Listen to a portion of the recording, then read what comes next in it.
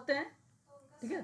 जी sir, other state वाले हैं जैसे हम, तो उनका सेट की बात कर रहे हो ना, एमपीपीएससी सेट, सेट, जी जी जी। हाँ सेट भर सकते हो। एमपीपीएससी आप नहीं भर सकते, एमपीपीएससी में सेट आपको चाहिए या नेट चाहिए आपको, ठीक है। अच्छा, सेट या नेट चाहिए जब भर सकते हैं सर। हाँ जी हाँ जी हाँ जी हाँ जी, ठीक है, तो ये तो ध्यान रखना है। चलो फिलहाल हम बात कर रहे हैं यूनिट नंबर 8। हालांकि जैसे ही यूनिट नंबर 8 समाप्त होगी तो मैं सीधा यूनिट नंबर 1 पर आप लोगों को लेकर चलूंगा, ठीक है। फिर वहां से 1 से लेकर 7 तक के आपके कवर करूंगा। यूनिट नंबर 8 आपका चल रहा है, यूनिट नंबर 9 और 10 आपका फिनिश हो गया है। 9 का लास्ट पॉइंट रह गया है कार्मिक उद्योग को लेकर, औद्योगिक संबंध पर। वो आपकी दोपहर क्लासेस में चला रही है, मतलब एक प्रकार से चल रही है दोपहर 1 बजे, ठीक है। तो चलिए एक बार शुरुआत करते हैं भारतीय संविधान के स्रोतों पर। कल हम लोगों ने मौलिक अधिकार देखा, उसकी विशेषताओं को देखा। सर 1 बजे वाली क्लास का लिंक हमें तो मिलता नहीं है। यूजीसी डीएसएस नेट के ग्रुप में की लिंक जाता होगा, अगर आप नेट के ग्रुप में ज्वाइन हैं तो वहां पे लिंक मिलेगा। मैं यूजीसी नेट की बात कर रहा हूँ। मेरे पास तो 2 ही ग्रुप है। कौन सा? एक तो हमारा डीएसएसबी वाला है और एक और दूसरा वाला है, उसमें नहीं, कोई आपको किसी नहीं भी मिल ग्रुप में पाएगा ना, नहीं आता। डीएसएसबी वाले बच्चों ग्रुप में लिंक नहीं जा रहा है, ठीक है। वो यूजीसी नेट के ग्रुप के सिलेबस है, आपके सिलेबस में नहीं है। अगर आपके सिलेबस में रहता तो वो आपको मिलता। Okay sir. सिलेबस से मैच कर रहा है उससे जिससे ये भी है आपका भारतीय संविधान आपके सिलेबस में है, तो आप इसको मिल रहा है आपको, ठीक है। तो थोड़ा ध्यान से देखिए यहाँ पर। सर यूजीसी नेट वाली ग्रुप में नहीं मिल रही है हमको तो। क्या चीज नहीं मिल रही है? 1 बजे वाली क्लास। क्यों नहीं? आज लिंक गया, आप जाके देखो ग्रुप में, यूजीसी नेट के ग्रुप में मिलेगा आपको। वहां पे आप देखिए। लिंक है भाई, देखा करो थोड़ा सा, मैंने भेजा है। क्यों सिराज? हाँ सर, आज आया है। जी सर जी सर जी सर जी सर, आया, वीडियो भी आया, लिंक भी आया, हाँ दोनों आया तो सर। वही। चलिए तो बात करते हैं भारत के संविधान के स्रोतों में। ध्यान से सुनिएगा सर। सन 1935 का भारत शासन अधिनियम, मैंने पहले भी आपको बता रखा है कि भारत शासन अधिनियम के तहत अगर हम बात करते हैं तो भारत के संविधान में सबसे ज्यादा अगर स्रोत लिया गया है तो वो यहीं से लिया गया है, भारत शासन अधिनियम या भारत सरकार अधिनियम से। लेकिन इसमें कुछ पॉइंट्स हैं, जैसे संघीय योजना, राज्यपाल का कार्यकाल और न्यायपालिका और लोक सेवा आयोग, है ना, लोक सेवा आयोग, ध्यान रखिएगा, लोक सेवा आयोग, आपातकालीन का प्रावधान और प्रशासनिक विवरण। ये चीजें जो है भारत शासन अधिनियम के अकॉर्डिंग बात करता है। लगभग 250 प्लस जो है आर्टिकल्स यहाँ से लिए गए हैं। लेकिन ये परीक्षा में आपसे नहीं पूछा जाता है, ये बात ध्यान रखिएगा। हाँ, ये जरूर आ सकता है कि भारत शासन अधिनियम कब का है, ये आप ध्यान रखिएगा, 1935 का है। परंतु ब्रिटिश संविधान से अगर हम बात करते हैं तो ये इंपॉर्टेंट है, ये परीक्षा में आता है। तो सरकार की संघीय प्रणाली ली गई है, यहां से विधि का शासन लिया गया है, विधायी प्रक्रिया ली गई है, एकल नागरिकता, वेरी वेरी मोस्ट इंपॉर्टेंट ये सवाल बनता है DSSB के बच्चे, ध्यान रखें। एकल नागरिकता कहां से ली गई है? तो ब्रिटिश यानी यूके, यूके मतलब ब्रिटेन से, इंग्लैंड से। कैबिनेट प्रणाली, विशेषाधिकार रिट और संसदीय विशेषाधिकार और द्विसदनी प्रणाली बेसिकली ब्रिटिश से लिया गया है। ब्रिटिश, उम्मीद करता हूं कि आप सबको पता होगा, सबसे ज्यादा अगर परीक्षा में सवाल आया है तो संसदीय प्रणाली पूछता है। संसदीय प्रणाली कहां से ली गई है? तो वो ब्रिटिश यानी ब्रिटेन से, और दूसरा एकल नागरिकता ज्यादा पूछा जाता है। हालांकि और भी चीजें हैं, लेकिन मैं वही चीजें बता रहा हूं जो परीक्षा के लिए इंपॉर्टेंट रहे, तो मैं चाहता हूं कि आप उसी चीजों को आप याद में रखें, ध्यान में, ठीक है।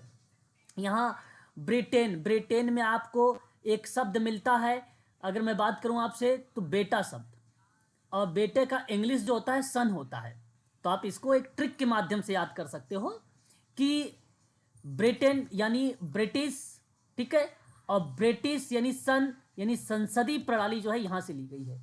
और एकल नागरिकता तो बड़ी फेमस शब्द है, इसको तो आपको याद होना चाहिए, है ना, ये तो पता होना चाहिए सभी को कि एकल नागरिकता जो है वो ब्रिटिश संविधान से लिया गया है। नेक्स्ट पॉइंट, अमेरिकी बात करते हैं संविधान को लेकर। अमेरिकी संविधान की बात करते हैं। जी जी, बताएं बताएं। इसमें एक अभी ऑप्शन था कि संसदीय विशेष अधिकार भी ब्रिटिश से लिया गया है, तो ये संसदीय विशेष अधिकार में कौन क्या क्या आएगा? बिल्कुल, संसदीय विशेषाधिकार भी वहीं से ब्रिटिश संविधान से ही लिया गया है, ठीक है। और अब इसमें ये जानना चाहते हैं कि संसदीय विशेषाधिकार होता क्या क्या है, यही ना पूछना चाह रहे हैं? जी जी जी सर। देखिए बिल्कुल, पार्लियामेंट अगर हम बात करते हैं तो वो बेसिकली संसदीय चीज़ों को रिलेट कराता है। तो संसद और राष्ट्रीय विधायिका के बारे में जिक्र किया गया है। इसका मतलब है कि अधिकार, स्वतंत्रता और गरिमा को बनाए रखने की जो अभिकल्पना है, जो डिज़ाइन है, उसी के बारे में संसदीय जो है विशेषाधिकार के बारे में जिक्र होता है, उसी को कहते हैं, है ना। अपने सदस्यों के मामलों में संसद द्वारा दो अन्य दंड भी दिए जा सकते हैं, जो संसदीय विशेषाधिकार के अंतर्गत आता है। अर्थात संसद को सदन की सेवा से निलंबित कर देना और उसे निष्कासित कर देना कहलाता है संसदीय विशेषाधिकार। और उसमें क्या है, स्वयं उसके अपने अथॉरिटी और गरिमा को समर्थन मिलता है। तो मैंने आपको शुरुआत में एक बात बताया कि अधिकार, स्वतंत्रता, गरिमा को अपने बनाए रखने के लिए अभिकल्प करना या उसका डिजाइन करने की परिप्रेक्ष्य में बात आती है तो वह क्रिया कहलाती है संसदीय विशेषाधिकार कहलाती है। ठीक है, ये बात ध्यान रखिएगा। अगला कहता है कि अमेरिकी संविधान में कि मौलिक अधिकार, न्यायपालिका की स्वतंत्रता, न्यायिक समीक्षा, राष्ट्रपति पर महाभियोग और सर्वोच्च न्यायालय और उच्च न्यायालय के न्यायाधीशों को हटाना या राष्ट्रपति के पद के बारे में जिक्र करना, यह अमेरिकी संविधान में दर्शाया गया है। अमेरिका की संविधान, आपको पता है अमेरिका, आप सभी लोगों को मालूम है कि ये एक पावरफुल कंट्री है। आप यूएसए को इस तरीके से रिलेट कर सकते हैं, पावरफुल कंट्री, है ना। अब पावरफुल कंट्री अगर है तो इसका मतलब है कि कहीं ना कहीं सर्वोच्च न्यायालय यानी न्यायालय की व्यवस्था की बात करेगा, आपके मूल अधिकारों की बात करेगा, क्योंकि बहुत ही पावरफुल है। अब पावरफुल आप जानते हैं अपने देश में क्या है, न्यायालय है, ये आपको पता है। तो आप सिंपल सी बात है, आप सीधा करिए कि न्यायालय की व्यवस्था आती है पावरफुल में, और दूसरा मूल अधिकार आता है। दूसरा क्या आता है, मूल अधिकार। मूल अधिकार को हम लोग क्या बोल सकते हैं, मौलिक अधिकार कह सकते हैं। और कुल कितने वर्तमान में मौलिक अधिकार हैं बताइए जरा, कल मैंने जिक्र भी किया था। सर 7। वर्तमान में बताया मैंने, सर ओके, बहुत बढ़िया, बहुत बढ़िया, ये चीज आपको ध्यान रखना है। उसके बाद आयरिस एक शब्द आप देख रहे हैं। अच्छा, एक यहाँ मैं आप लोगों से ये भी कहना चाहूंगा, आप ध्यान रखिएगा, भारतीय संविधान में प्रस्तावना कहाँ से लिया गया है, बता सकते हैं आप? सर आयरलैंड से सर। हाँ, यहाँ अगर आपने जवाब दिया है अमेरिका के संविधान से, अगर हम बात करते हैं ना, तो वहाँ से प्रस्तावना की जो बात की गई है, जिक्र किया गया है, वो अमेरिका से किया गया है। तो अमेरिकी संविधान से जो है लिया गया है प्रस्तावना, अमेरिकी संविधान से लिया गया है प्रस्तावना। अब एक और सवाल कि प्रस्तावना की भाषा कहाँ से लिया गया है? ऑस्ट्रेलिया। ऑस्ट्रेलिया, वेरी गुड, बहुत बढ़िया जवाब। ऑस्ट्रेलिया जो है बेसिकली अगर हम बात करते हैं तो प्रस्तावना की भाषा जो है ऑस्ट्रेलिया से लिया गया है। और यूएसए से बात करते हैं तो आप याद रखिएगा प्रस्तावना जो है यूएसए से लिया गया है। तो दोनों में थोड़ा सा अंतर है, एक तो प्रस्तावना है, एक प्रस्तावना की भाषा है, और भाषा आपको ऑस्ट्रेलिया याद रखनी है, भूलना नहीं, क्योंकि परीक्षा में ये भी सवाल आ चुका है। ठीक है, आगे बात करते हैं क्या, आयरिस। ओके, नेक्स्ट बात करते हैं आयरिस। आयरिस राज्य के नीति निदेशक तत्व, जिसको हम बोलते हैं DPSP, directive principle state policy. Rajya Sabha के लिए सदस्यों का मनोनयन और राष्ट्रपति के चुनाव की विधि।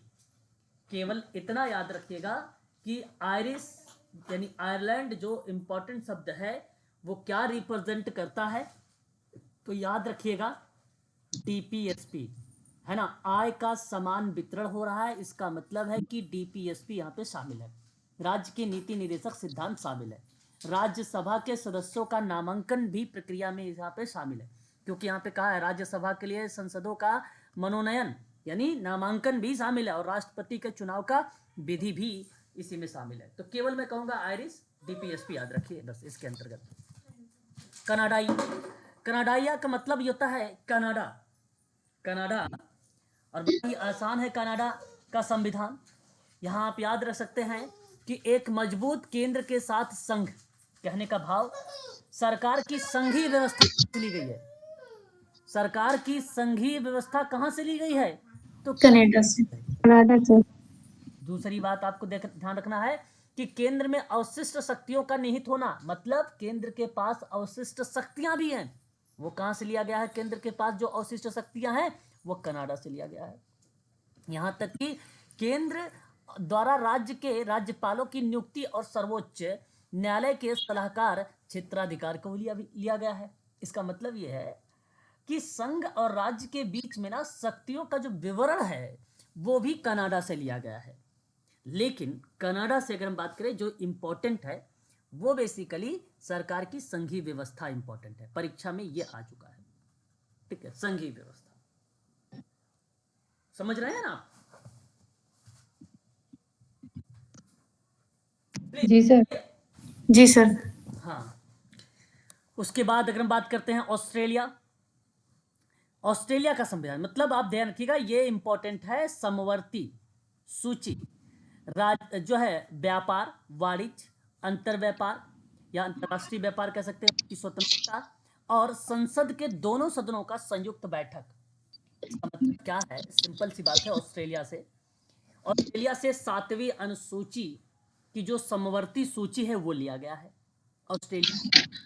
प्रस्तावना की भाषा यहां पर मेंशन कर देता हूं, है नहीं, प्रस्तावना की भाषा, ठीक है, प्रस्तावना की भाषा है ना। और केंद्र राज्य का संबंध, केंद्र राज्य का संबंध, ये बड़ा इंपॉर्टेंट शब्द है। 3 तो एक आप याद रखेंगे समवर्ती सूची, दूसरा आप प्रस्तावना की भाषा, तीसरा आप केंद्र और राज्य की संबंध। सबसे ज्यादा इंपॉर्टेंट समवर्ती, देन उसके बाद प्रस्तावना की भाषा, ये 2 इंपॉर्टेंट है इसके अंतर्गत, ऑस्ट्रेलिया के अंतर्गत, ठीक है, ये आपको याद रखना है।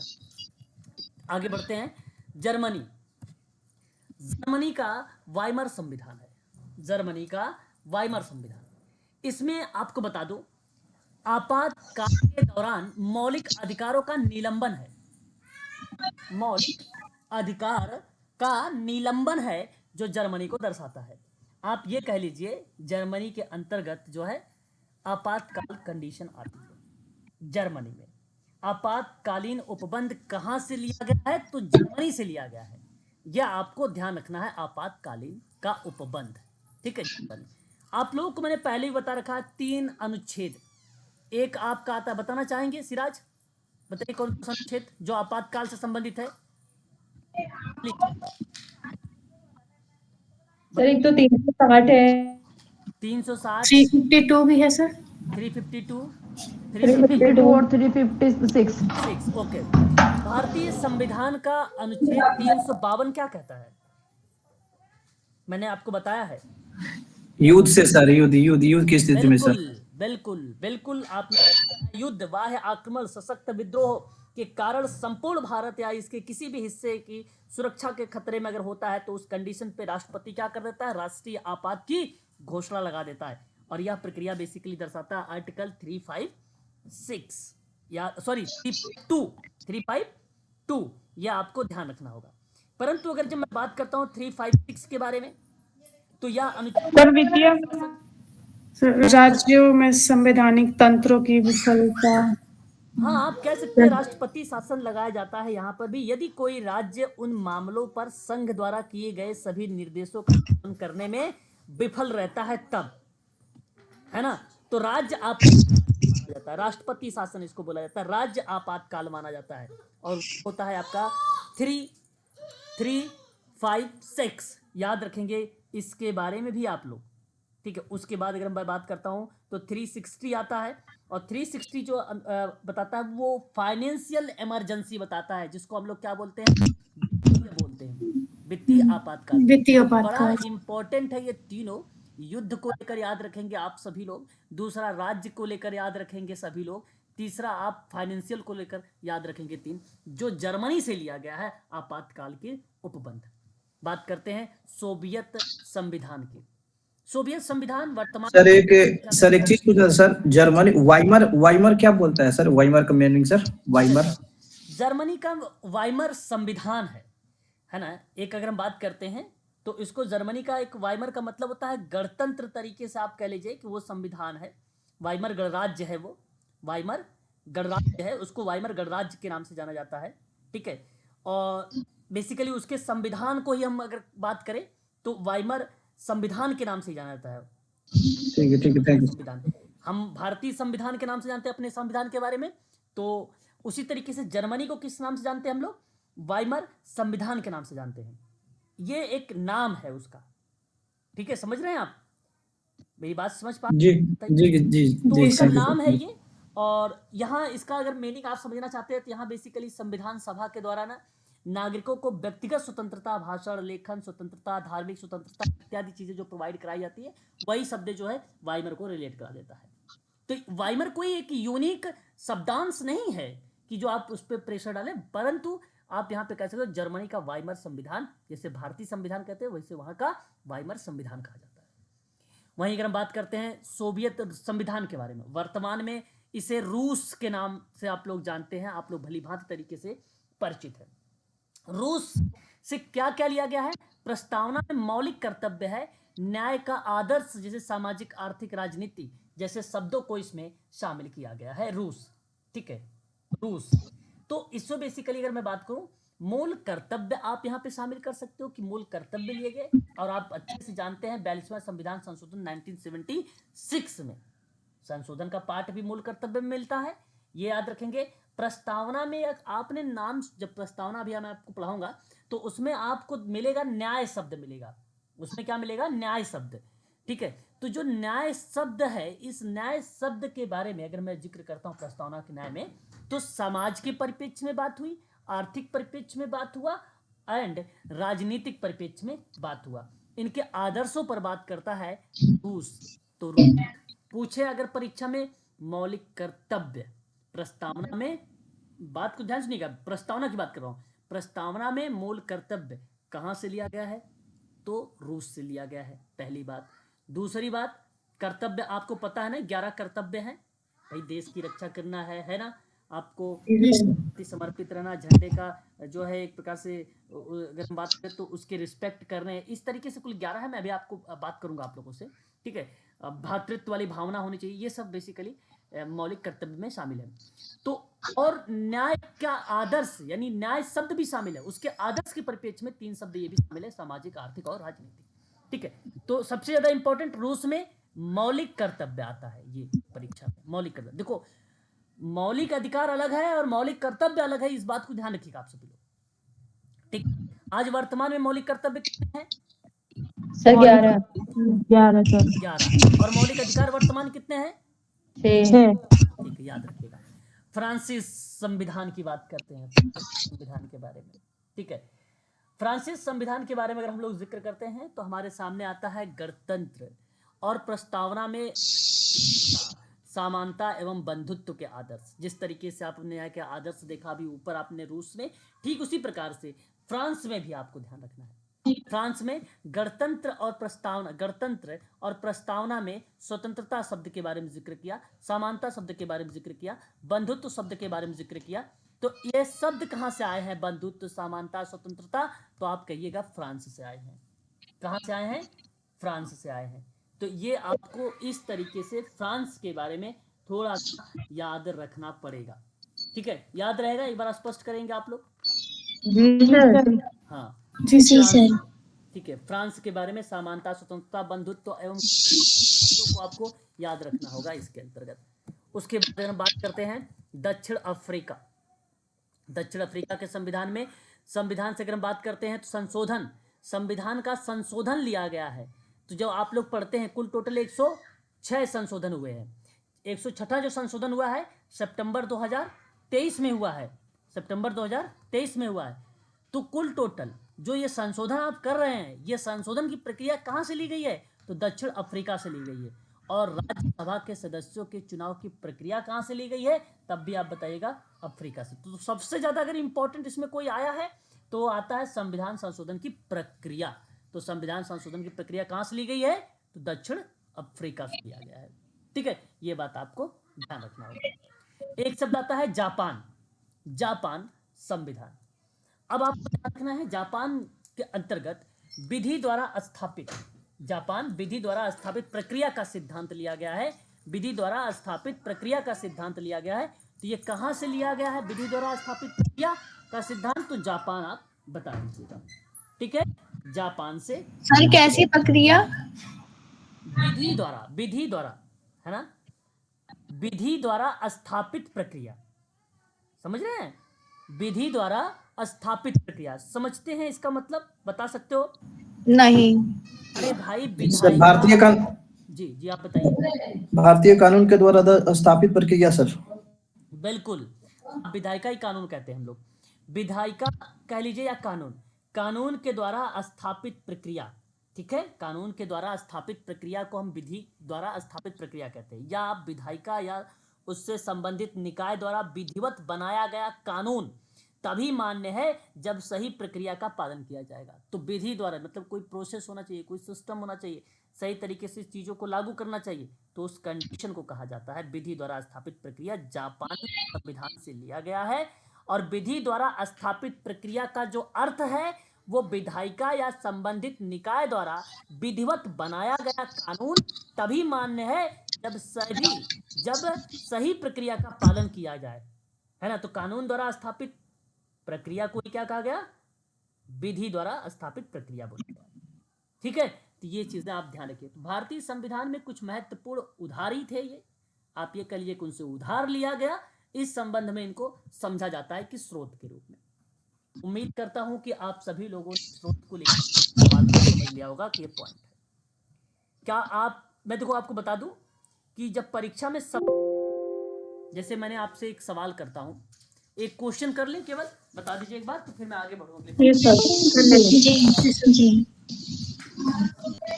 ध्यान से सुनिए, अगर आपसे क्वेश्चन परीक्षा में आ जाए, एक मिनट, तो हम एक क्वेश्चंस भी कर ही लेते हैं। और ये रहा आपके सामने क्वेश्चंस। एक क्वेश्चन यहाँ पर मैं नोट करूंगा, थोड़ा सा ध्यान दीजिएगा आप सभी लोग। ठीक है, सवाल कहेगा आपसे कि भारतीय, ध्यान से सुनिएगा, भारतीय संविधान में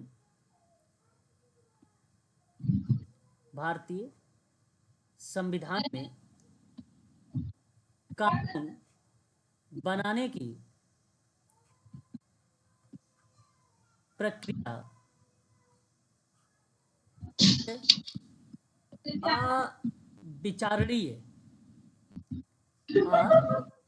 विचारणीय रूप से, एक बार म्यूट रहिए प्लीज, आप लोग म्यूट नहीं है, एक बार म्यूट रहें।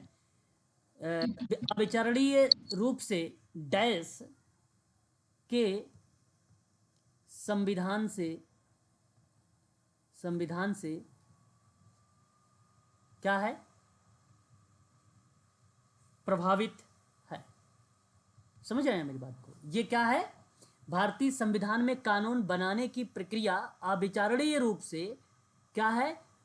डैश के संविधान से प्रभावित है।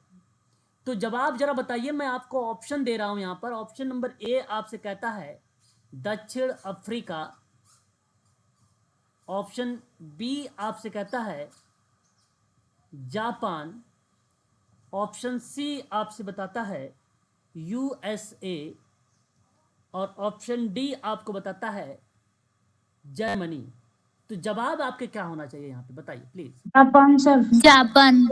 Japan sir. Japan sir, B option. तो इसी तरीके से परीक्षा में सवाल बनाए जा सकते हैं। ठीक है, तो डीएसएसबी के स्टूडेंट खासकर ध्यान रखें, हालांकि यूजीसी नेट वाले बच्चे भी ध्यान रखें, परंतु यहाँ से ज़्यादातर जो प्रश्न अभी तक बनाए जाते हैं वो फैक्ट वाले ही बनते हैं बेसिकली। ठीक है, तो इस चीज़ को आप ध्यान रखेंगे। ठीक है, चलिए आगे बढ़ते हैं, और इसी तरीके से सवाल आएंगे आप लोगों के परीक्षा में। आगे बढ़ते हैं भारतीय संविधान के कुछ विभिन्न अनुसूचियों के बारे में।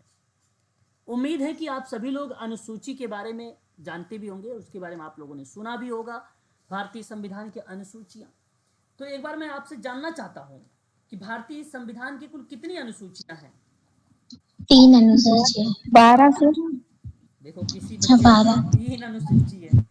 सर 12 है। हाँ 12 अनुसूची, 3 तो भाई 7वीं अनुसूची आते हैं। जी हाँ, जी जी। आप समवर्ती सूची, राज्य सूची और एक संघ सूची बोलते हो आप उसको ना, तो वो सूची है ना, उसको अंतर्गत हम चीजें देखते हैं। फिलहाल कोई बात नहीं, चलो अब ध्यान से देखिएगा, कुल 12 अनुसूची होती है। और अगर हम बात करते हैं भाग कितने होते हैं तो 25 भाग शामिल होते हैं। 25 भाग से। हाँ भाग शामिल होते हैं। और आर्टिकल कितने होते हैं 448 भी होता है, 468 भी होता है, 470 देखने को भी मिलता है ना, उसके कई मतलब 448 प्लस करिएगा अब जब भी आपसे पूछेगा तो। ठीक है, चलिए एक बार अब इसको हम लोग समझते हैं अनुसूची से। अनुसूची भी बड़ा इंपॉर्टेंट पॉइंट है क्योंकि परीक्षा में इससे भी सवाल पूछता है। तो कह रहा है आपसे क्या, आपसे ये बताने का प्रयास किया जा रहा है कि अनुसूची नंबर 1 कि राज्य, ध्यान सुनिएगा पूरा, बहुत ही अच्छे से आप लोग इसको करने का प्रयास करेंगे और ध्यान भी देंगे इसके बारे में। ठीक है, जैसे अगर मैं आपसे कहूं चाहे वो पहली अनुसूची हो, चाहे वो पहला भाग हो, चाहे वो पहला अनुच्छेद हो, उनमें आपको एक बात तो ये तय है कि आप उसको ध्यान रखिएगा कि राज्यों के नाम और उसका क्षेत्रीय क्षेत्राधिकार एवं केंद्र शासित प्रदेशों के नाम का विस्तार देखने को मिलता है। बड़ा ही आसान होता है ये, आप आसानी से इसके आइडेंटिफाई कर पाएंगे। भारतीय संघ राज्य में कुल टोटल 28 जो है राज्य देखने को मिल जाएंगे, है ना। यूनियन टेरिटरी आपको 8 मिल जाएंगे। ऐसे क्षेत्रों का उल्लेख मिल जाता है इसके अंदर। ठीक है, परंतु अगर आप चाहे तो एक बात याद रख सकते हो कि 69वें संविधान संशोधन के द्वारा दिल्ली को राष्ट्रीय राजधानी के रूप में दर्जा भी मिला था भारत को, है ना। तो हालांकि परीक्षा में नहीं आता, लेकिन फिर भी मैं आपको यहाँ पे एक कीवर्ड दे रहा हूँ, एक पॉइंट दे रहा हूँ। 69वां संशोधन हुआ था जो, हाँ, दिल्ली को राष्ट्रीय राजधानी के क्षेत्र में इसको दर्जा मिला था। तो ये का पॉइंट चाहो तो नोट कर सकते हो, अदरवाइज परीक्षा में अभी तक नहीं पूछा गया है। हो सकता है DSSB के बच्चे वही प्रश्न ऐसे बन जाए, है ना, मे बी। चलो, तो इसको आपको ध्यान रखना है इसके अंतर्गत। क्लियर रहेगा, एक बार स्पष्ट करो तो आगे बढ़े। बताइए जी सर। Yes sir. अब देखिए, उसके बाद अगर मैं आप लोगों से बात करता हूं तो दूसरी अनुसूची, दूसरी अनुसूची में क्या हमें देखने को मिलता है, कहता है कि परिलब्धियां, भत्ते, विशेषाधिकार आदि से संबंधित प्रावधान या अनुसूची विभिन्न संवैधानिक पदाधिकारियों जैसे राष्ट्रपति हो गया, उपराष्ट्रपति हो गया, राज्यपाल हो गया आदि के क्षेत्रों आदि के वेतन का विवरण प्रस्तुत किया गया है इस अंतर्गत। मेरे कहने का मतलब यह है, आप सोचो कि पहला काम तो आपका यही रहेगा कि भाई अपने हम देश और राज्य के बारे में समझे, जाने उसके बारे में कहाँ तक है, कहाँ तक नहीं है, कहाँ पर बॉर्डर लगता है, कहाँ पर टच है, पहले आप ये जानना चाहोगे, है ना। प्लीज म्यूट रहिए, कोई बच्चा म्यूट है भाई, उनका बैकग्राउंड आवाज आ रही है ना। दूसरा आप ट्रिक बनाइए यहाँ पे, ट्रिक। दूसरे में देखिए, आप सोचिए अगर आपके पास राज्य है, आपके पास केंद्र है, आपके पास अगर केंद्र शासित प्रदेश या कोई क्षेत्र है, उस क्षेत्र को, उस राज्य को, उसके संघ को चलाने के लिए कुछ लोगों की जरूरत पड़ेगी। जैसे में अगर मैं बात करूं तो लोकसभा के अध्यक्ष की जरूरत पड़ेगी, राष्ट्रपति की जरूरत पड़ेगी, राज्यपाल की जरूरत पड़ेगी, अध्यक्ष की जरूरत पड़ेगी, उपाध्यक्ष की जरूरत पड़ेगी, राज्यसभा के सभापति की जरूरत पड़ेगी, उपसभापति की जरूरत पड़ेगी। इसी तरीके से कुछ अन्य लोग हैं, यानी पद देना पड़ेगा, तभी तो भाई राज्य आपका चलेगा, तभी तो आपका क्षेत्र चलेगा, अदरवाइज नहीं चलेगा। तो दूसरी अनुसूची में आप कह सकते हो कि पदाधिकारियों के बारे में जिक्र किया गया, लेकिन अब ये लोग फ्री में तो काम करेंगे नहीं। आप सोचो कि अगर राज्य में आपने बना दिया राष्ट्रपति के, उपराष्ट्रपति के, सभापति के, तो फ्री में काम करेंगे नहीं, तो उनके लिए वेतन भी देना होगा। तो वेतन देना बेसिकली पदाधिकारियों के बारे में जिक्र करना, ये आपकी दूसरी अनुसूची में आता है। ये पॉइंट वाइज आप इसको याद कर सकते हैं एक तरीके से, है ना। तो पहले में आप अपने राज्य क्षेत्र के बारे में, दूसरे में आप वहां उस राज्य क्षेत्र को चलाने के लिए लोगों की जरूरत पड़ेगी, पदाधिकारियों की, और उसमें उसके वेतन की भी जरूरत पड़ेगी। ये आपका दूसरा रहेगा। तीसरा, अब आप सोचिए कि अगर आपने उनको, अपने राज्य को बनाया, अपने भाई ये राज्य बना, फिर लोगों को वहां पे पद भी दे दिया, ठीक है, आपने उनको वेतन भी दे दिया, लेकिन आप सोचो कि वो सही तरीके से आपके राज्य वगैरह का निर्वहन करेंगे कि नहीं करेंगे। तो उसके लिए आपने क्या कर दिया, आपने उनके लिए, उसके लिए शपथ की बात कर दी, भाई आप कसम खाओ कि आप सही काम करोगे। तो इसका मतलब है कि शपथ के बारे में अगर जिक्र किया गया है तो वह आपका अनुसूची 3 में जिक्र किया गया है ना। पद के समय शपथ लेने का जो उल्लेख होता है, पद के समय, जैसे आपने राज्यपाल, वहां पे राज्यपाल हो रहे हैं, राष्ट्रपति बन रहे हैं, प्रधानमंत्री बन रहे हैं, तो उनके क्या करना पड़ेगा, उनको उनको शपथ दी जाती है, तो उन शपथों का उल्लेख होता है। आप ऐसे सोच सकते हो ताकि वो भ्रष्टाचार ना करे, है ना, इसलिए शपथ। आप ऐसे सोच सकते हो थर्ड अनुसूची को याद करने के लिए। ठीक है, तो यह अनुसूची विभिन्न संवैधानिक जो गणमान्य व्यक्तियों जैसे सांसदों, विधायकों, सर्वोच्च न्यायालय के न्यायाधीशों आदि के लिए शपथ और प्रतिज्ञान के प्रपत्र प्रदान करती है, वो अनुसूची आपकी तीसरी होती है। आगे बात करते हैं अनुसूची नंबर 4। अब आप सोचिए, आपने राज्य दे दिया भाई, राज्य बनाया, फिर उसके बाद लोगों को पदाधिकार दे दिया, दूसरे में वहां तक कि वेतन दे दिया, तीसरे में आपने कसम ले लिया, तो चौथे में क्या करोगे? चौथे में बेसिकली क्या करना होगा आपको, यहां पर राज्य की सीट को देना, मतलब राज्यसभा की सीटों का आवंटन कर दिया, है ना, राज्यसभा। अब देखो सोचो, अगर आपने राज्यसभा की सीटों के आवंटन किया, क्योंकि पहले वाले पॉइंट में यह बात कह दी गई है कि राज्य है, केंद्र है, साफ शब्दों में बोला गया। तो अगर मान लो कि चौथे में अगर आप राज्य को भाई कह के आपने लो भैया आपने सीट ले लो, आप अलग से राज्य का एक सीट है, मैंने आपको सीट दे दिया। अब जब हमने एक अलग से दिया है तो इसका मतलब है कि वो चहुमुखी विकास करे। तो 3 से 4 से क्या याद रखो, चहुमुखी विकास करे।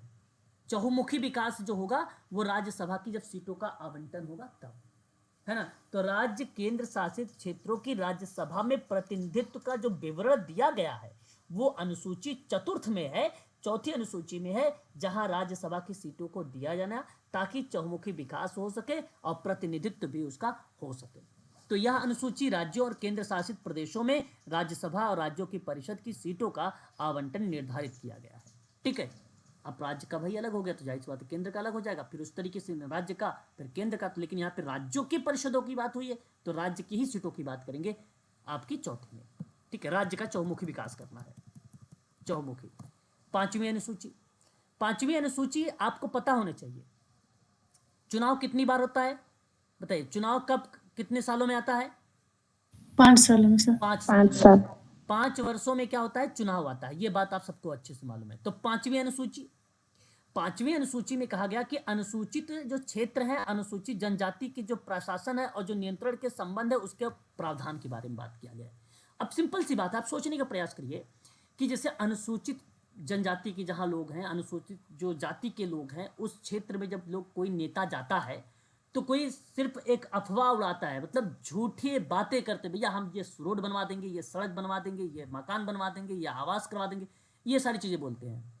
ठीक है, 5 साल पे चुनाव होता है, नेता क्या करते हैं कि एक प्रकार से झूठे वादे करते हो। कहां पे वादे कर रहे हैं? जो अनुसूचित जाति के लोग हैं उनके साथ, जो अनुसूचित जनजाति के लोग हैं उनके साथ। तो इस तरीके की बात अगर आता है कि अनुसूचित क्षेत्र, अनुसूचित जनजाति का प्रशासन और उसके नियंत्रण के संबंध में प्रावधान की बात, तो आपका अनुसूची 5 आ जाएगा। ये बात आपको ध्यान रखिए, ये ट्रिक बता रहा हूं, यह कि याद करने के तरीके, है ना। उसके बाद आता है अनुसूची 6। अनुसूची छठी यानी छठी अनुसूची में क्या है? आप सिंपल सी बात है, यहां पे जनजाति के प्रशासन की बात की गई है, जनजातीय क्षेत्रों के प्रशासन के संबंध में प्रावधान बताया। और वो देखिएगा जनजातीय क्षेत्र हैं कौन कौन से, तो 4 ही क्षेत्र हैं, एक असम है, दूसरा मेघालय है, तीसरा त्रिपुरा है और चौथा क्या है? मिजोरम है कि नहीं? ये बात पता है आपको। अब ध्यान सुनिएगा, इनको राज्यों को याद करने का तरीका। अच्छा, चाय आपको मालूम है, चाय कॉफी कहाँ की फेमस है? भाई पता होना चाहिए। आसाम की, और सर सारे नॉर्थ ईस्ट के हैं ना ये। हाँ, तो देखो असम की बात करते हैं तो जब से सबसे फेमस जो है चाय है असम की। अब ट्रिक बनाइए चाय का, ठीक है, चाय है ट्रिक। अब देखो चाय क्या होता है, चाय जो बनती है वो बेसिकली जब बारिश वगैरह होता है, मेघ वगैरह रहती है, तो उसी समय चाय बनाया जाता है और उसी समय पीने में अच्छा भी लगता है भाई, है ना। ठंड का मौसम हल्का हल्का रहता है और चाय पीना ठीक लगता है, तो इसलिए असम में चाय फेमस है। और चाय पीते कब है? मेघा, जब बारिश होती है, मेघ में यानी बादल के समय में, है। और उसके बाद त्रिपुरा यानी पूरी चाय पी जाता है इंसान, है ना, पूरी चाय पी जाता है। और जब पूरी चाय पी जाएगा तो उससे क्या हो जाएगा? मजा आ जाएगा, यानी मिजोरम। तो इस तरीके से आप ये कह सकते हो कि छठी अनुसूची में जो है 4 राज्यों के बारे में जिक्र किया गया, वो भी जनजाति क्षेत्र में। ये सवाल परीक्षा में आ चुका है, इस चीज को आप ध्यान रखिएगा, ठीक है। सर अच्छा ट्रिक बताया चाय वाला आपने। हाँ, इस तरीके से आप अनुसूची याद रख सकते हैं। देखो अभी एक बार इसको और रिकॉल कर लोगे, पक्का बता रहा हूं, अनुसूची से आप कभी गलती नहीं करोगे, ठीक है। एक बार इसको ध्यान दीजिएगा, क्लास समाप्त होने के बाद 15-20 मिनट जरूर देखा करो नोट्स, मैं हमेशा बोलता हूँ आप लोगों को। अनुसूची, उसके बाद देखिए 7 अनुसूची जो है अनुसूची 7। अनुसूची 7 में क्या बातें हैं? संघ सूची को लेकर बात हुई है, राज्य सूची को लेकर बात हुई, समवर्ती सूची को लेकर बात हुई है। ठीक है, ये बात अभी किसी बच्चे ने भी बताया था। तो ये 3 टाइप की जो है सूची पाई जाती है इसमें। तो इसके अनुसार संघ और राज्यों के बीच में शक्तियों का क्या कर दिया गया? विभाजन कर दिया गया, अलगाव हो गया, है ना? क्या हो गया? अलगाव हो गया। अब देखो सिंपल सी बात है, मैं आपसे कहूं यहाँ पे राज्य और केंद्र के बीच शक्तियों का हो गया बंटवारा, है ना भाई? यहाँ देखो 7 में क्या हो गया? मान लीजिए कोई एक ऐसी प्रक्रिया हो रही हो जहां 7 दिन लड़ाई झगड़े हो रहे हो, है ना, टकराव पैदा हो रहे हो 7 दिन। तो इसके 7 दिन का मतलब ये हुआ कि 7वीं अनुसूची है ये। 7 दिन क्या हो रही है? लड़ाई झगड़े फाइट हो रहे हैं। तो भैया तुम अलग हो जाओ, तुम अलग हो जाओ, यही एक सोल्यूशन होता है। ग्रामीण में आपने ज़्यादातर देखा होगा।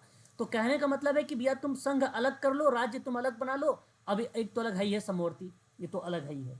ठीक है, तो कहने का भाव ये हुआ कि आप इस तरीके से याद कर सकते हो इसको, ठीक है, कि अलग अलग बंटवारा कर लेना राज्य और केंद्र के बीच में। तो जो राज्य सूची बनाएगी वो केंद्र नहीं बनाएगी, जो केंद्र बनाएगी वो राज्य नहीं बनेगी। अगर राज्य और केंद्र बनाते हैं, भूमिका निभाते हैं, तो वो कौन सी सूची में आ जाएगा? समवर्ती सूची में आ जाएगा। ठीक है, तो शक्तियों का हो गया विभाजन। ये बात ध्यान रखिएगा। कौन से में? 7वें में। विभाजन होता कब है? जब टकराव होता है, जब कोई किसी को सताता है। तो ये प्रक्रिया होती है क्या? अनुसूची 7 होती है। सर संघ सूची को केंद्र सूची भी बोलते हैं। संघ सूची को क्या कहा जाता है? केंद्र सूची। हाँ हाँ, बिल्कुल बिल्कुल बिल्कुल, संघ सूची। अरे ये तो इतना छोटी छोटी चीजें हैं, ये आपको पता होना चाहिए। छोटी छोटी चीजें हैं ना। अब जी सर। है ना। देखिए वर्तमान की बात करते हैं। वर्तमान में संघ सूची में कुल टोटल 100 विषय। मूल रूप से पहले कितने थे? 97, है ना। राज्य सूची में 61 विषय। मूल रूप से पहले कितने थे? 66। समवर्ती सूची में 52 विषय। मूल रूप से कितने? 47, है ना। तो अगर आपसे परीक्षा में ये सवाल बन जाए कि वर्तमान में संघ सूची कितनी है, तब आप वहां पर क्या जवाब देना उचित समझेंगे? वर्तमान में 100 विषय है ना। कितने विषय हैं? 100 विषय हैं सर 100। हाँ, ये आपको ज्यादा जरूरी है जानना, ठीक है ना। ये बात ध्यान रखिएगा। संघ और मूल का मतलब होता है सबसे पहले बेसिक में, मूल में, ठीक है। ये बात ध्यान रखिएगा। तो ये भी परीक्षा में आ चुका हुआ है क्वेश्चन। नेक्स्ट पॉइंट पर अनुसूची 8, अनुसूची 8 है। 8 अनुसूची संविधान के द्वारा मान्यता प्राप्त क्या है? भाषा है। क्या है ये? भाषा है। अब समझिएगा, प्रारंभ में कुल कितनी भाषाएं थी? प्रारंभ का मतलब मूल रूप से इसमें कुल 14 भाषाएं थी। कितनी भाषाएं थी? 14 थी। लेकिन वर्तमान में आज कितनी भाषाएं हैं? 22 भाषाएं हैं। जैसे बंगाली, बोडो, गुजराती, हिंदी इत्यादि और भी भाषाएं हैं। अभी मैं इस पे भी जिक्र करूंगा। 2004 में ना, आप लोगों को ध्यान रखना है, 2004 में जो है मैथिली एक भाषा, कौन सी भाषा थी? मैथिली और संथाली और डोगरी और बोडो, ये 4 भाषाओं को जो है जोड़ा गया था 2004 में, ठीक है ना। तो अच्छा देखो, पहले 8 भाषा, जिसे मैं 8वीं अनुसूची में आप क्या कह सकते हो कि मैं पहले 8 भाषा बोल सकता था, ठीक है। तो 8वीं अनुसूची क्योंकि मैं 8 भाषा आती है, ऐसे कह सकते हो। और अब आप यहाँ पर बता सकते हो कि अब मैं कुल टोटल 22 भाषा बोल सकता हूँ। इस तरीके से इमेजिन कर लीजिए, कल्पना कर लीजिए बस केवल, है ना। 22 भाषाओं का मैं ज्ञाता हूँ। और इस प्रक्रिया में आप याद रख सकते हो कि 8वीं अनुसूची के अंतर्गत जो आता है वो क्या आता है, आप इसको ध्यान रखेंगे। मान्यता प्राप्त भाषाएं। हाँ, मान्यता प्राप्त भाषाओं के बारे में जिक्र किया गया है, ठीक है। तो इसको आपको ध्यान रखना है इसके संबंध में, ठीक है। अनुसूची उसके बाद 9 आती है। सर ये 4 भाषा एक बार बता दीजिए 2004 में जो बताई है, मैथिली, संथाली और डोगरी, बोडो। डोगरी, बोडो, डोगरी, बोडो। चलिए आगे बात करते हैं अनुसूची 9 के बारे में। यह संविधान राज्य विधानसभाओं के उन अधिनियमों और विनियमन से संबंधित है जो भूमि सुधार और जमींदार प्रथा के उन्मूलन से जुड़े हुए हैं, जबकि संसद अन्य मामलों से संबंधित है, अन्य मामलों से संबंधित है। 9वीं अनुसूची क्या है? सिंपल सी बात है। मैं आप लोगों को अब यहाँ ना एक इस तरीके से बताना चाहूँगा, इसको थोड़ा सा ध्यान से सुनिएगा, ठीक है। जैसे मैंने क्या किया यहाँ पे 9वीं अनुसूची है ये। उसके बाद आपका ये जो है 10वीं अनुसूची है, ये आपकी 11वीं अनुसूची है, ये आपकी 12वीं अनुसूची है। ये अनुसूची है, एक साथ आप इसको याद रखने का प्रयास करेंगे सभी लोग। और उसके बाद ये संशोधन, आप यहाँ पे थोड़ा सा ध्यान रखिएगा कि 9वीं अनुसूची में संशोधन कब हुआ था, है ना। तो ये पहला संशोधन हुआ था 1951 को लेकर हुआ था, ठीक है, ये पहला। दूसरे में अगर हम बात करते हैं जो 10वीं अनुसूची है, इसमें जो है 52 यानी 52वां संशोधन हुआ था, और ये संशोधन वर्ष 1985 में। और 11वीं अनुसूची में अगर हम बात करते हैं तो आपका आता 10वीं हो गया ना, 10वीं में 52वां है, और 11वीं में कौन सा है, 73वां है। 73वां संविधान संशोधन हुआ था, ये 1992 एंड 93 आपका देखने को मिलता है। सेम 74 में भी वही मिलता है आपको, 1992 एंड 93 यहाँ पर आपको देखने को मिलता है। तो ये संशोधन का पार्ट है, यहाँ जो मैंने लिखा है ये संशोधन का पार्ट लिखा है। अब इसको समझने का प्रयास करिएगा। जो 9वीं अनुसूची पहला संविधान संशोधन सन 1991 में हुआ था, वो था क्या, वो भूमि से था। किससे था, भूमि सुधार से था, समझिएगा अच्छे से, ठीक है। उसके बाद 10वां जो अनुसूची है, ये 52वां संविधान संशोधन था, 1985 का था, और ये बेसिकली दल बदल का था, दल बदल का था। 11वीं अनुसूची की बात करते हैं तो 73वां संविधान संशोधन था, 1992-93 का हुआ था ये पंचायती से संबंधित था।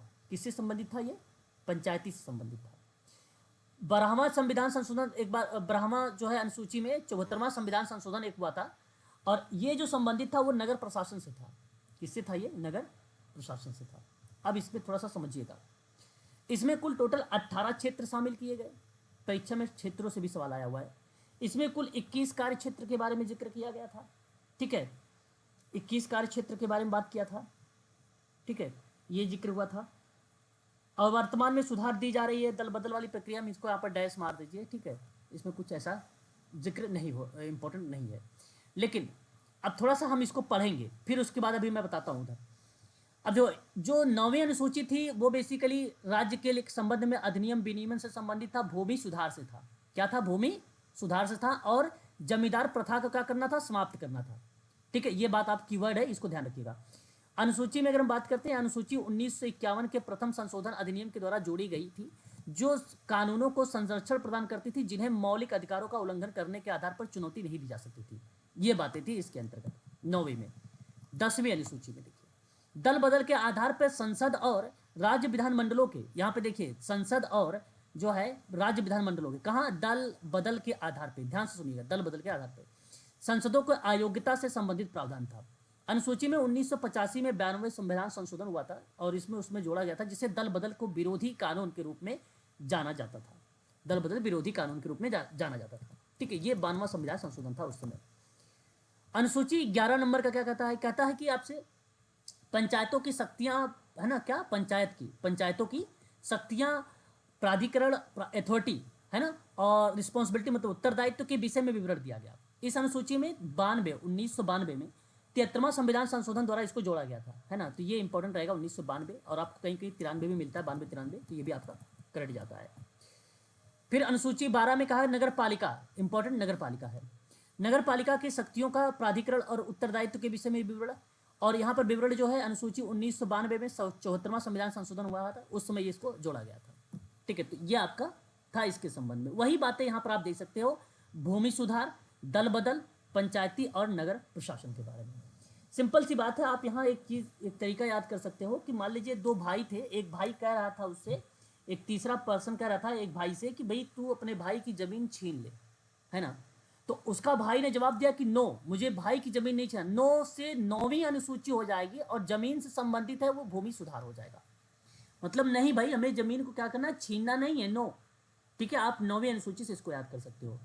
10वीं अनुसूची में आप सबको पता होगा, एक गाना है 10 बहाने करके ले गई दिल, है ना। तो 10 यानी 10 और दल बदल यानी दल बदल से संबंधित आपकी 10वीं अनुसूची का पार्ट बन जाएगा। ये चीज आपको यहाँ से ट्रिक से आप याद कर सकते हो।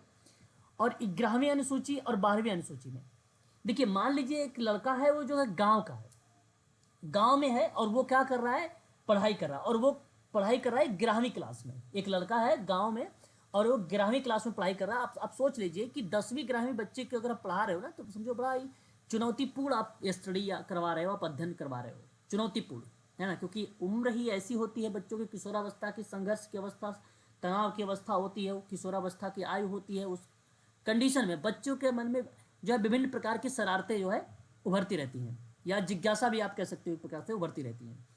तो क्लास 11वीं का बच्चा है, डेली शरारत करता है, और उसकी डेली शिकायत कहाँ पहुँचती है? पंचायत में पहुँचती है। कहाँ पर पहुँचती है? पंचायत में पहुँचती है। और इस वजह से उसकी जो माँ है उससे बड़ी परेशान है, उसकी माँ उससे बड़ी परेशान है। तो उसने क्या किया, 12वीं क्लास में उसे नगर भेज दिया, यानी शहर भेज दिया पढ़ने के लिए। कहाँ भेज दिया? उसकी माँ शहर भेज दिया पढ़ने के लिए। तो इस तरीके से आप याद रख सकते हो 9, 10, 11, 12 को, ठीक है। तो आप इजीली जब सवाल आपको मिलेंगे ना, तो आप इस तरीके से अगर पता रहेगा तो आप उसको एलिमेंट करके उसके माध्यम से भी आप इसको आसानी से सॉल्व कर सकते हो। आगे बढ़ते हैं। उसके बाद आपको आता है अनुसूची। 12 अनुसूची आपके यहाँ पे समाप्त हो गई, है ना। कुल टोटल 12 अनुसूची थे, 12 के 12 अनुसूची क्या हुई? फिनिश हो गई। ठीक है, क्लियर है? अगर आप कहो तो मैं 1-2 सवाल भी कर लेता हूँ, है ना, भारतीय अनुसूची से। जी सर। जी सर कर लीजिए। हाँ, अब थोड़ा सा इसको, अब उससे तो बड़ा आसान होता है ये, आप इजीली बता भी देंगे सभी लोग। फिर भी मैं आप लोगों से 1-2 क्वेश्चंस कर ही लेता हूँ, ताकि आप आसानी से यहाँ पे पहचान सके ऐसे प्रश्नों के उत्तर क्या होने चाहिए, ठीक है ना। चलिए, तो आगे हम बात करते हैं। याद रखिएगा, सवालों पर जिक्र करेंगे हम लोग, है ना। तो सवाल ये है हमारे सामने कि भारत के संविधान की कौन सी अनुसूची कौन सी अनुसूची, ठीक है, राज्यों, है ना, राज्यों की परिषद में सीटों के आवंटन से संबंधित है,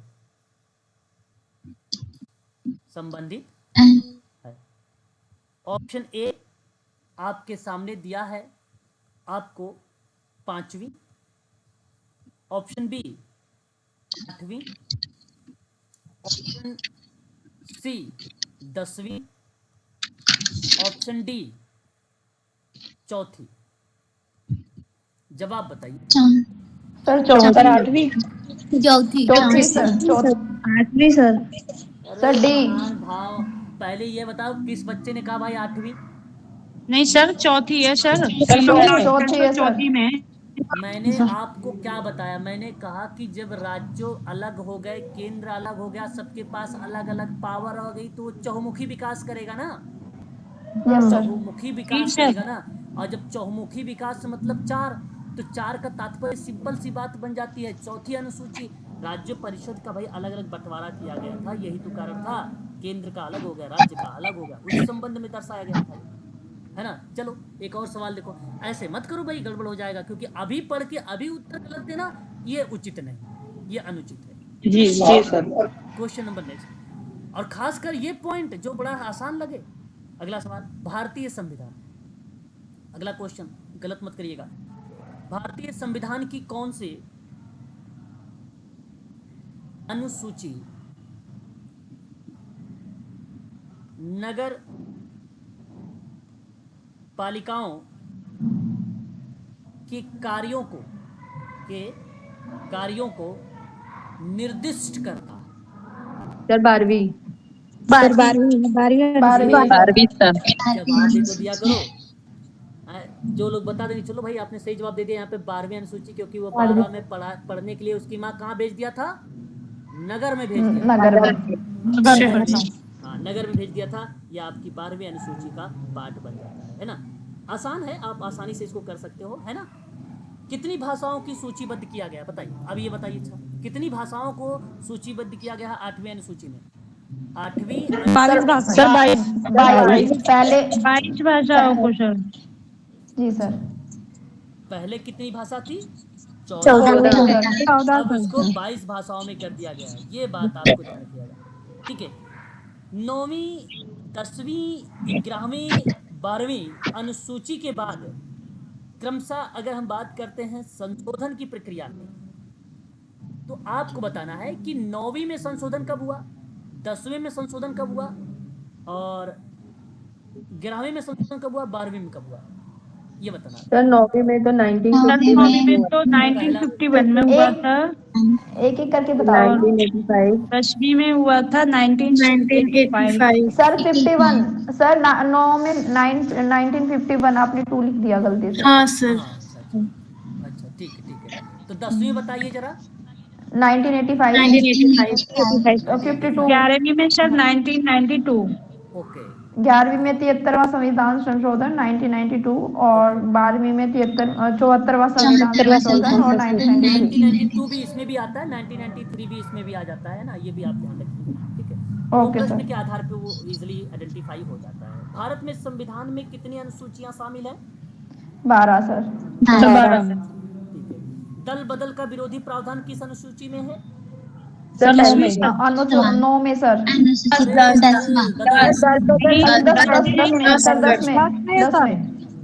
दस में सर।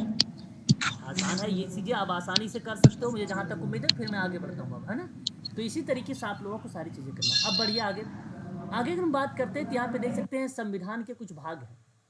आपको मालूम है भली भांति तरीके से मैंने बता दिया कि आपको कुल 12 अनुसूचियां देखने को मिलती हैं और 22 भाग या 25 भाग आपको देखने को मिलेंगे, ठीक है। और अनुच्छेद आपको 448 से प्लस करने, ठीक है। तो ये आपको बेसिक है। आप लोगों को मैंने पहले भी बता रखा कि पहला जो अनुच्छेद हो, जो पहला अनुसूची हो, ठीक उसी प्रकार से पहला एक भाग होता है जो संघ और उसके क्षेत्र के बारे में बताता है। जो संघ का मतलब केंद्र होता है, याद रखिएगा। संघ का मतलब क्या होता है?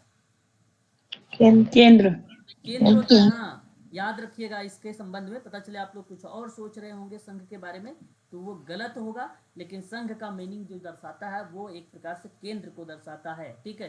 तो संघ और उसके क्षेत्रों के बारे में जिक्र किया गया है, उसके क्षेत्रों के बारे में जिक्र किया गया है, उल्लेख किया गया है। और यह आपका आता है भाग 1 में। और सिंपल सी बात है, इसको आप सभी लोग ध्यान में रखेंगे, ठीक है। और यह आपका आएगा 1 से लेकर 4 जो अनुच्छेद होते हैं, वो 4 अनुच्छेद इसके अंतर्गत शामिल होते हैं, 1 से लेकर 4 तक।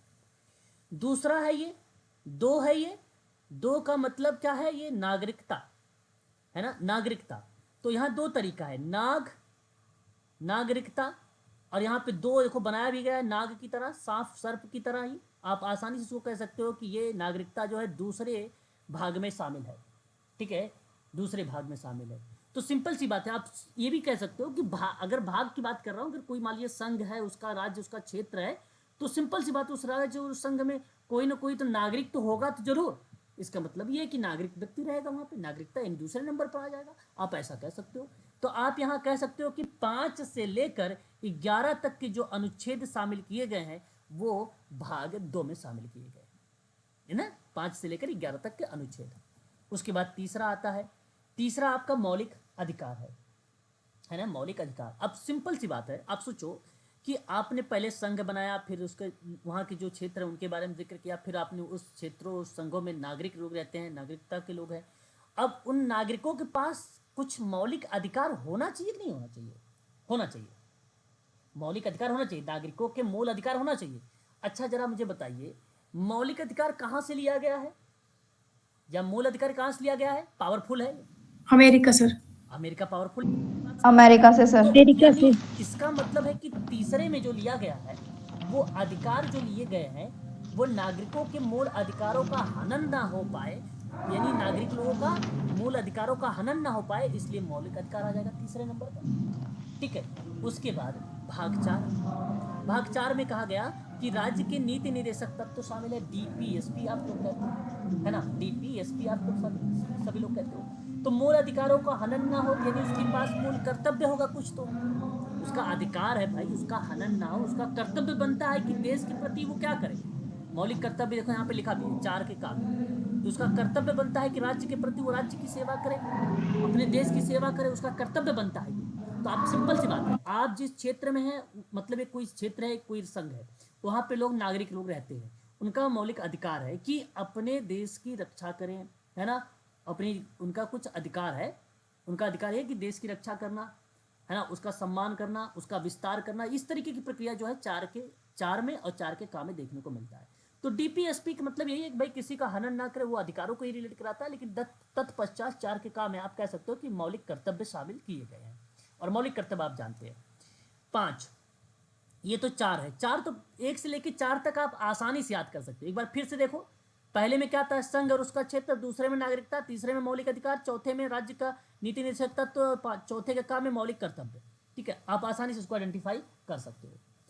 अब मौलिक अधिकार में अगर हम बात करते हैं 12 से लेकर 35 आता है अनुच्छेद इसमें, और इसमें 36 से लेकर 36 से लेकर 51 तक का आता है 4 में। और 4 के का वाला है वो तो आपको पता है 51 का है ना। उसके बाद 5वां आता है संघ। संघ का मतलब क्या होता है, यूनियन। अब आप सोचो 5, ये 5 है ना, 5। सिंपल सी बात है, संघ, अगर आप संघ में रहेंगे तो आपको आंच आएगी, आपको कोई आंख दिखा पाएगा। यूनिट बना के रहोगे तो कोई आंख दिखा पाएगा, कोई नहीं दिखा पाएगा। सिंपल सी बात है। तो संघ में रहो और कोई आंच ना, आंच मतलब 5, आप ऐसे ट्रिक बना सकते हो, आंच का मतलब 5। तो संघ में रहना जरूरी है। तो संघ सरकार आपकी 5वां भाग को रिलेट कराता है। ठीक है, ये बात ध्यान रखिएगा। और देखो 6 यानी राज्य सरकार, 6 स्टेट यानी राज्य के बारे में दिया गया है ना। तो 6 यानी आप 6 को अच्छे से रिलेट करा सकते हो, अच्छा है ना, अच्छा से। ठीक है, तो अच्छे से संबंध राज्य से, ठीक है, राज्य से। और राज्य के साथ साथ अगर मैं बात करूं तो अन्य जो केंद्र शासित प्रदेश है या लोग संघ है, उनके साथ भी संबंध है ना। तो स्टेट कहने का मतलब ये हुआ कि अगर 5 में वो संघ में था, ठीक है, तो मतलब वो संघ अपना अकेला एक यूनिट बना लिया। तो राज्य ने भी सोचा भाई अच्छा ये बात है तो हम भी अकेले बना लेते हैं। तो यानी राज्य ने 5 के बाद जैसे संघ बना लिया, तो उसने कहा भाई हमारा भी होता है, हम भी चलो ठीक है, आप अलग हो गए तब हम भी अलग होंगे। तो 6 यानी अच्छा। तो राज्य सरकार ने अच्छे करके अपने संबंध बनाना दूसरों लोगों से या अपने मिल मिलाप की बातों को लेकर राज्य सरकार के बारे में जो 6वां भाग है उसके अंतर्गत जिक्र हो जाता है। फिर बस समझ में आ रही कि नहीं बताओ, 5 और 6 समझ में आ रहा है। अगर 5 मान लो संघ जी सर। तो 6वां भी उसने कहा कि भाई मैं भी अलग से रहूंगा। ठीक है, फिर देखो 7वां क्या कहता है, इसमें आपको बता दें केंद्र शासित प्रदेश के बारे में दिया गया है। केंद्र शासित प्रदेश के बारे में 7 समाप्त कर दो, यहाँ तो 7 समाप्त कर दो। ये अनुसूची भाग का बेसिकली देखो जहां भी 7 मिलेगा 7 को समाप्त मानिएगा। समाप्त 7 को इसलिए मैं कह रहा हूं क्योंकि ये संपत्ति से था। किससे था ये? संपत्ति था। तो इसलिए मैं आपसे कहूंगा कि 7 समाप्त हो गए। 7 नहीं, ये 8 लिखा हुआ है, लेकिन आप 7 को क्या करेंगे, समाप्त कर देंगे। ठीक है ना, 7 को क्या कर देंगे आप यहाँ पे समाप्त कर देंगे। ये बात ध्यान रखिएगा, जो संपत्ति से था। लेकिन यहाँ पे देखो 8 है, ये रोमन अंक का 8 है। 8 जो है केंद्र शासित प्रदेश है, यानी केंद्र शासित प्रदेश है। 8 मतलब 8 में आपकी अगर मैं बात करता हूँ ना, संघ और राज्य के क्षेत्रों के बारे में जिक्र हुआ है। केंद्र शासित प्रदेश में संघ और राज्य क्षेत्रों के बारे में जिक्र हुआ है। तो मतलब 8 में 8 है, और 8 का मतलब यह है कि भाई दोनों एक है ना, दोनों एक है। तो 8 ही 8, आप 8 को इस तरीके से याद कर सकते हो, संघ और राज्य या तो केंद्र शासित प्रदेश को भी आप यहाँ पे शामिल कर सकते हो। ठीक है, उसके बाद 9 में आप देखिए पंचायत है। और मैंने आपको 9 में बताया भी था एक बार 9वीं अनुसूची में कि 2 भाई थे, 9वां एक भाई कह रहा था भाई एक का जमीन ले लो, तो उसने कहा नो मुझे जमीन नहीं चाहिए, भूमि नहीं चाहिए, तो भूमि सुधार से था। तो 9 पंचायत है। तो यानी आप सोच सकते हो यहाँ पर ऐसे भी रिलेट कर सकते हो, पंचायत से रिलेट कर सकते हो आप। ठीक है, सरपंच वाली प्रक्रिया 9 के अंतर्गत। और 9 का एक का है जो नगर पालिका को रिलेट करेगा, और एक 9 का खा है यानी बी है, वो सहकारी समिति को रिलेट कराएगा, है ना। शहर में होती है क्या, शहर में क्या होती है, नगर पालिका। शहर में क्या होती है, नगर पालिका। यस या नो? यस जी सर। अब आप जी सर। पालिका को शहर में करिएगा 9 का 1 में।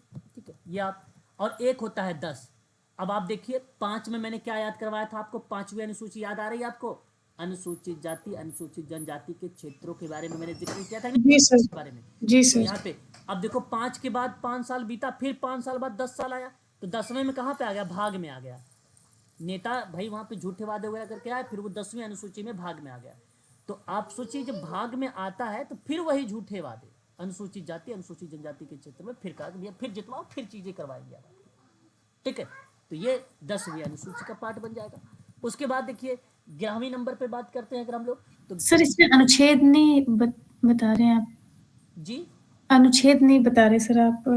अरे भाई कोई बात नहीं, अनुच्छेद मैं आपको करवा दूंगा, अगर आप चाहते हैं तो मैं अनुच्छेद लिखवा सकता हूँ, ऐसी बात नहीं है, ठीक हाँ है। तो मैं यहाँ पे अगर राज्य सरकार की अगर मैं आप लोगों से बात करता हूँ तो ये 150 आपका आता है, इसमें से 152 से लेकर 237 तक का आता है।